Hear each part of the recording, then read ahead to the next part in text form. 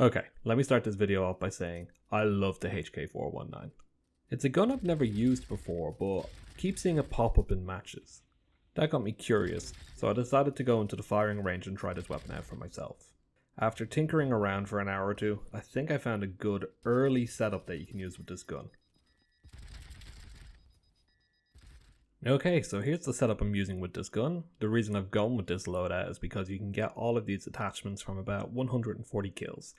Give or take, that might take you about 2 hours or so to unlock. So for the sight, my favourite sight is the reflex sight, but again, you can use any of these sights that you like to. For the side rail, I prefer not to have one, but if you like having a red laser or a light on there, I don't think it's going to dwindle the performance too much. The barrel that I use is this one here, the tactical barrel. Now, out of all the barrels that I've tried for this weapon, this one seems to be the most consistent in terms of lowering that horizontal recoil. And then the most important part of this gun is going to be the foregrip. So for this build, I'm using the HK6 foregrip. It's this one right here. It's a little stubby thing.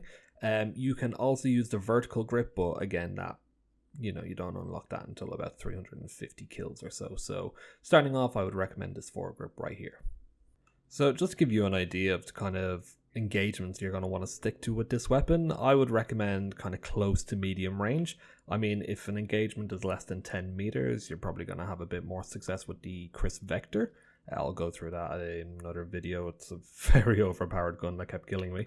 But if you want a good kind of close to medium range, say good from anywhere from about 20 to 100 meters, that's where most of your firefights are going to fall within, then I would recommend giving this build a try. I'll show you here on these dummies what I mean. So you see the way it's very easy to control. Each dummy I'm getting a couple of kills on, so you can do this pretty much out to about 50-100 meters or so.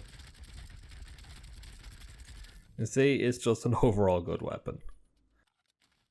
When I was testing out and unlocking the attachments for this weapon, I found myself sticking to the smaller game modes. 127 versus 127 is a lot of fun and it's very chaotic, but I find it's kind of run in, get 1 or 2 kills if you're lucky, and then you get shot in the back because you just got flanked.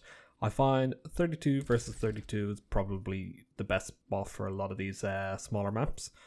This does, of course, limit you to the amount of maps that you can play on, but the game has a pretty good variety. I found myself kind of rotating between the same 6 or 7 same maps, and it was a lot of fun. The gameplay was pretty consistent. I started kind of having little rivalries with players on the enemy team. Whenever one of us would shoot the other, it'd be kind of the banter back and forth.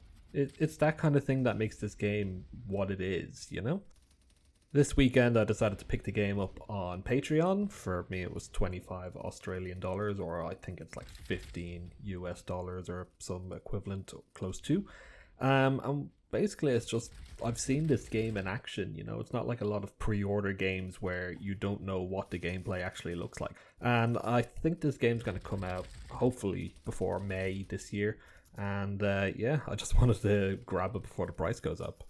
So if you're jumping on the playtest next Saturday, or perhaps you get to go to one of the midweek playtests, it's either in the middle of the night for me or I'm in work, definitely try the HK419 out if you want a new weapon that's kind of beamy.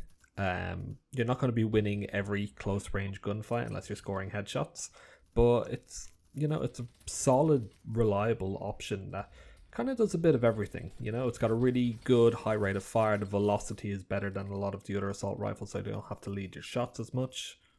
I'd also recommend trying to get into those smaller lobbies, those 64 player lobbies. That's where I think this gun really excels, when you're not getting sniped across the map by some sniper with M200.